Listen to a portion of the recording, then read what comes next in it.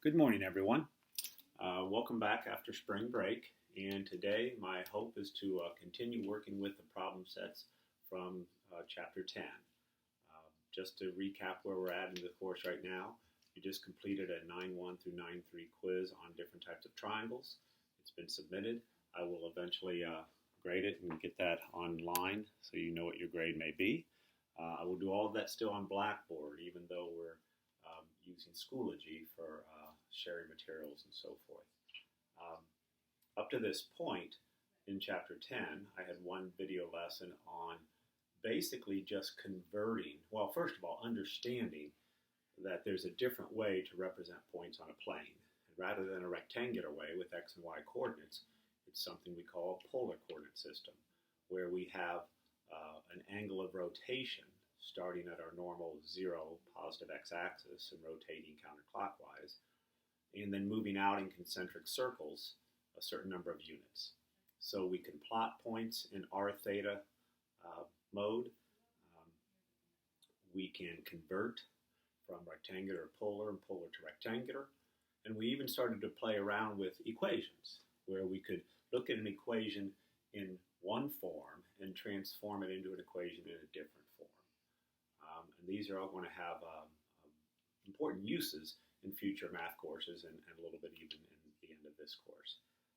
So what we want to do today is expand on that. The calculator is going to play a big part of it.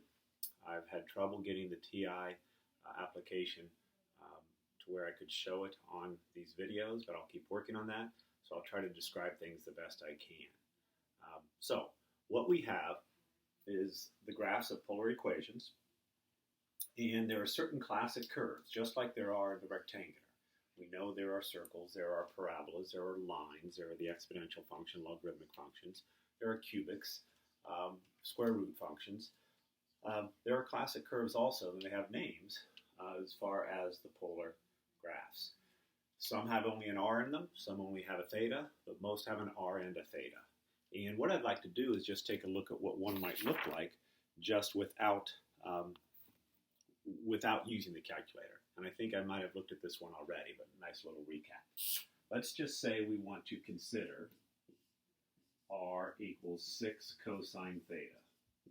And we want to try to figure out what that is going to end up being. Well, if I just simply start, even though I'm really only dealing with theta and r, we still like to draw many times the xy axis, at least the look. I'm just going to pick theta values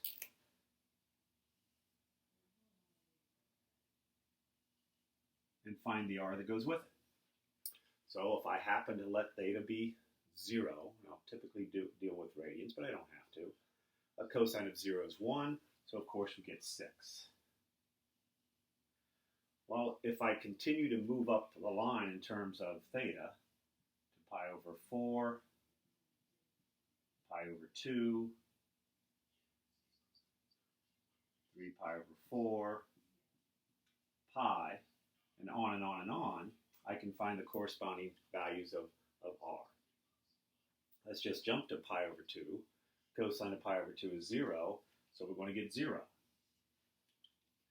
And then if we all the way jump to pi, cosine of pi is negative 1, so we get negative 6. If I only plot those 3 points, I'm not going to have a very good feel for what this thing looks like. 0, 6 is going to be a 0-degree rotation, moving 6 units out.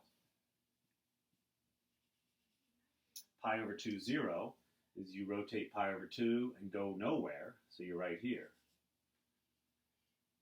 Pi negative 6 is basically you rotate pi, but then move back 6, you're back here again.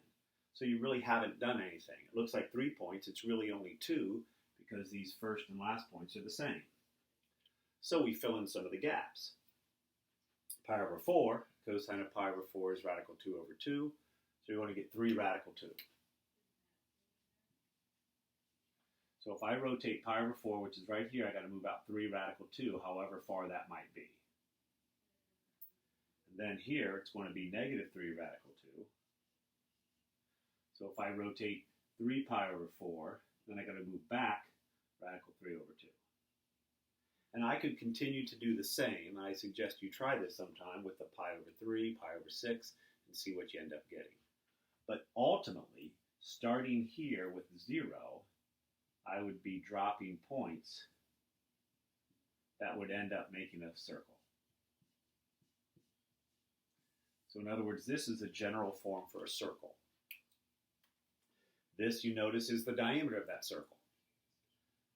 Cosine means it's going to be associated along the x-axis, because we know in our conversion from trig to rectangular coordinates, x and cosine are connected. If this happened to be sine, it would be the same circle, but associated or along the y-axis. So those are some things you start to pick up. You don't have to memorize every little detail of it, but the more you do know, the better off you'll be. Before I forget about this, there are a list of classic curves on pages 751 to 752. Study them. Again, not full memorization, but the more you play with them on your calculator, and the more you look at this list of the classic curves, you start to piece things together. Let's take a look at a couple other ones.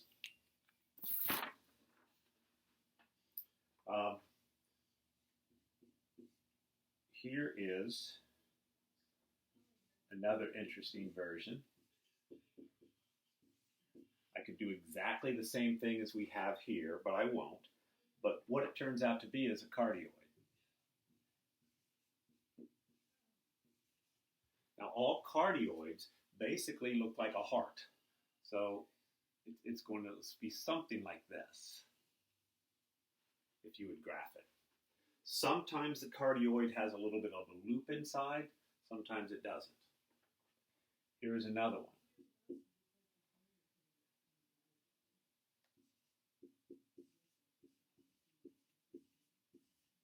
If we were to do the same thing, what we would end up with is something called a rose. Now, a rose is going to have a certain number of petals. It has to do with these numbers. This isn't this problem, but an example of a rose might look like this. That would be a very bad rose, but that would what a rose could look like. We have a few other options. Here's one that's rather interesting. Turns out to be a spiral. So if we think about this, when theta is 0, r is 0. So in other words, as theta increases, r moves out. So we basically get a spiral. And there are other ones, and I'm at least going to write the names up here so I feel like I've done my job. We have something called a limacon. And that example could be something like this. R equals 1 plus 2 cosine theta. You notice it looks a lot like the cardioid. And then we have even the lemniscate.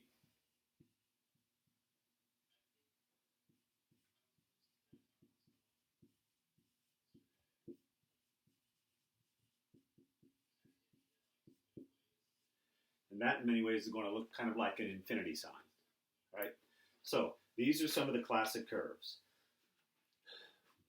What you need to do is look at the problems from section 10.2 and really try a few maybe by hand, but really we want to get you to be able to use your calculator. A couple things about the calculator. You need to be in polar mode. You need to be aware of your window. Your XY part of your window is going to be how much you're going to see. For example, in this one, I would definitely want to go maybe negative 10 to 10 and negative 5 to 5, so I'd see the whole circle. This is going to be important. If I would have the window only from 0 to pi, I would see this whole circle. But in some cases, you'd have to go 0 to 2 pi in order to see the full figure. Another part is this step. We know what the step means in terms of the x and the y. It's just your intervals. But the step in terms of the theta is extremely important. In this case, for example, if my step was pi over 2, I'm only going to see these 3 points. There really are 2 points. If my step is pi over 4, it would basically graph this. And obviously that's not a circle. So what we need is a step that is small enough so it's going to plot enough points so it looks like what it's supposed to look like. A very common step is going to be 0.1. Again, everything is in terms of radians, so it's a real number, we can use it. You might want to experiment by letting the step be 1, let it be pi, let it be 0.0001. What's going to happen, you're going to be plotting so many points that it's going to take a long time for that graph to finish. So 0.1 tends to be a nice starting point. If you're not sure what you see is what you're supposed to see, play a little bit with the window, play with the step, but get comfortable graphing these things in your calculator.